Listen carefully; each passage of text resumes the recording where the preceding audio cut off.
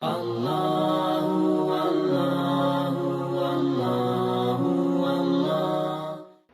Selepas saya masuk Islam, saya jadi sedih. Kenapa saya jadi sedih, tuan-tuan? Saya jadi sedih bila saya fikirkan keadaan mak bapak saya. Saya jadi sedih bila saya fikirkan keadaan adik-beradik saya. Saya menjadi sedih bila saya fikirkan keadaan saudara mara saya. Saya menjadi sedih bila saya fikirkan keadaan kawan-kawan saya. Tuan-tuan, ada di kalangan mereka yang jauh lebih baik akhlaknya daripada orang yang lahir Islam itu sendiri. Namun saya tahu, kalau mereka meninggal dalam keadaan mensyirikkan Allah Subhanahu Wa Taala, ke mana mereka akan pergi? Hari ini, tuan-tuan, kita semua tahu tak, kalau satu orang meninggal dalam keadaan mensyirikkan Allah Subhanahu Wa Taala, kita tahu kan mana dia akan pergi? Kita tahu tak, tuan-tuan? Kita tahu kan? Macam mana tuan-tuan boleh tidur nyenyak?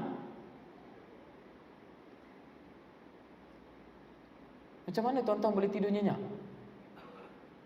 Sebab bila saya tahu benda ni, saya tak boleh tidur, tuan-tuan. Bila saya fikirkan apa akan berlaku pada mak bapak saya kalau mereka meninggal dalam keadaan mensyirikkan Allah Subhanahu Wa Taala.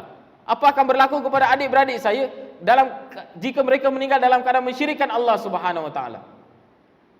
Sebab saya sayang dekat mereka. Dan kita tahu, tuan-tuan, di sekeliling kita ada ramai orang yang masih mensyirikkan Allah Subhanahu Wa Taala. Bagaimana kita boleh tidur nyenyak, tuan-tuan? Adakah sebab kita langsung tak peduli pasal orang lain? Adakah sebab kita rasa janji aku Islam sudah, janji mak bapak aku Islam sudah, janji adik-beradik aku Islam sudah, janji anak-anak aku Islam sudah, janji rakan-rakan aku Islam sudah, orang lain aku tak peduli langsung? Ada yang kisah? Dan tak kisah. Tanpa kita sedar, ini yang sebenarnya sedang berlaku pada kita. Kita sedang menjadi satu umat yang selfish. Kita sedang menjadi satu umat yang selfish. Tengok, tuan-tuan, saya tak minta pun dekat Allah Subhanahu Wa Taala untuk saya dilahirkan dalam keluarga orang bukan Islam. Betul tak? Sebelum saya lahir, saya tak ada puisi borang tanda kat situ saya nak lahir dalam keluarga India. Tak ada. Ke tuan-tuan ada tak sebelum lahir isi borang tik kat situ nak lahir dalam keluarga Melayu, dalam keluarga Islam? Ada? Tak ada. Betul ke tak? Namun Allah Subhanahu Wa Taala telah berikan satu nikmat yang paling besar, iaitu nikmat iman kepada tuan-tuan tanpa tuan-tuan minta. Allah Subhanahu Wa Taala telah beri satu nikmat yang paling besar. Ini nikmat yang paling besar dalam dunia, tuan-tuan. Allah telah berikan nikmat itu tanpa tuan-tuan minta. Bagaimana tuan-tuan nak mensyukuri nikmat tersebut kalau bukan dengan menyampaikan nikmat itu kepada orang lain? Namun kita alpa dengan diri kita. Sebab kita rasa cukup sekadar nikmat itu hanya pada diriku. Rasulullah sallallahu alaihi wasallam, kalau kita tengok Rasulullah sallallahu alaihi wasallam, selepas dapat wahyu yang pertama, apa yang Rasulullah sallallahu alaihi wasallam buat? Selepas dapat wahyu yang pertama, Rasulullah sallallahu alaihi wasallam sembahyang 5 waktu, betul? Betul? Mana, tuan-tuan? Perintah solat pun belum turun lagi. Kerja pertama yang Rasulullah sallallahu alaihi wasallam buat setelah mendapat wahyu yang pertama adalah dakwah. Dakwah. Sebab tu konsep kita dalam pemahaman dakwah macam mana? Dan Rasulullah SAW bila buat dakwah, dia buat dakwah kepada orang bukan Islam. Waktu dia dapat wahyu, bukannya orang-orang persekitaran dia semuanya dah Islam. Semuanya bukan Islam. Dan dia buat dakwah nombor satu kepada orang bukan Islam. Hari ini, bila kita nak buat dakwah dekat orang bukan Islam, kita bagi pelbagai alasan. Macam-macam alasan kita bagi. Antaranya apa dia, tuan-tuan? Kita orang Islam pun belum betul lagi.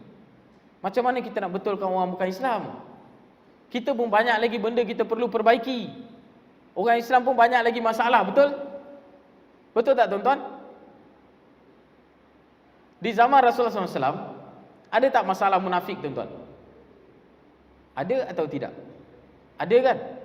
Betul ke tak? Ada tak Rasulullah SAW bagi tahu dekat sahabat, wahai sahabat, kita berhenti dulu buat dakwah dekat orang bukan Islam, kita betulkan semua munafik-munafik ini, lepas tu baru kita buat. Ada? Tak ada. Sebenarnya dakwah dan islah perlu jalan serentak. Dakwah dan islah jalan serentak. Di zaman Rasulullah SAW buat dakwah dekat orang bukan Islam. Apabila dia dah masuk Islam, Rasulullah buat islah, memperbaiki diri dia. Dua-dua benda ini jalan serentak. Hari ini tuan-tuan, kita hanya buat satu saja, satu lagi kita tak buat. Kita hanya buat islah dan kita dah satisfied. Kita rasa dah cukup. Sebenarnya ada tanggungjawab yang lebih besar yang kita tak buat lagi, tuan-tuan. Tengok. Bayangkan kalau Pakcik Anip tadi. Bayangkan kalau Pakcik Anip, dia tidak membuat dakwah pada saya. Apa akan jadi pada saya, tuan-tuan? Kat mana saya akan pergi pada hari ini? Saya tak mungkin akan duduk kat sini tau. Entah-entah dia akan duduk kat kuil. Entah mana punya kuil saya akan duduk. Buat ceramah kat kuil kot. Tak betul ke tak? Benda simple tapi memberi impact yang sangat besar kepada hidup saya. Dan katalah kalau dia tak buat dakwah dekat saya. Dan katalah kalau saya meninggal dalam keadaan seorang bukan Islam. Dan apabila saya jumpa dengan Allah, tuan-tuan, pasti dan pasti saya akan tuntut pada Allah Subhanahu Wa Taala. Saya akan bagi tahu dekat Allah Subhanahu Wa Taala, wahai Allah, di Malaysia ada more than 65% orang Islam. Di Malaysia ada 65% orang Islam. Wahai Allah, tidak pernah sekali pun satu orang pun bagi tahu pada aku Islam adalah agama yang benar. Tidak ada seorang pun yang sampaikan risalah Islam kepada aku, ya Allah. Wahai Allah, Kau humbanlah mereka semua bersama dengan aku di neraka, ya Allah. Kalau saya tuntut begini, apa jawapan tuan-tuan nanti?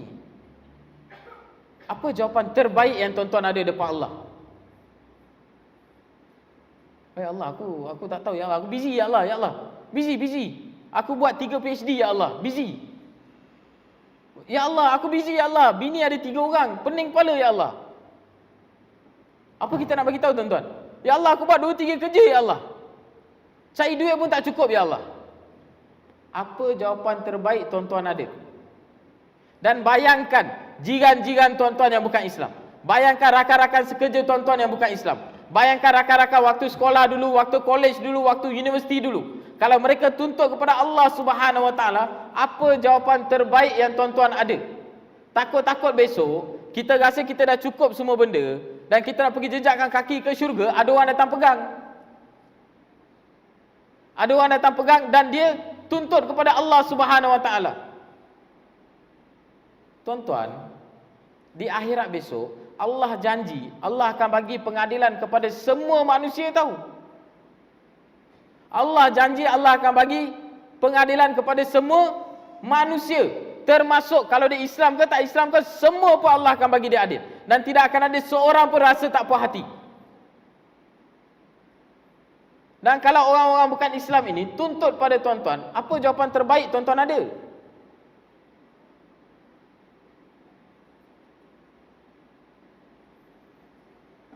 Apa jawapan terbaik yang kita ada? Apa nak jawab nanti? Apa kita nak bagi tahu? Tengok tuan-tuan. Tuan-tuan mungkin tak rasa semua benda ini sebelum ini. Sebabnya macam saya katakan tadi, sebab tuan-tuan telah hidup dalam kepompong atau kelompok tuan-tuan sendiri sebagai orang Islam. Sebab tu kalau kita lihat, kebanyakan orang menceburkan diri dalam dakwah orang bukan Islam ni adalah di kalangan orang-orang yang masuk Islam. Kenapa tuan-tuan? Sebab kami tahu nilai untuk mengetahui Islam itu, kami tahu nilainya sangat besar. Sebab kami tahu nilai iman itu berapa besar, tuan-tuan. Namun adakah itu alasan untuk orang-orang yang lain Islam untuk dia tak buat dakwah kepada orang bukan Islam? Sedangkan orang yang bawa saya menjadi seorang Islam adalah orang yang lain Islam. Allah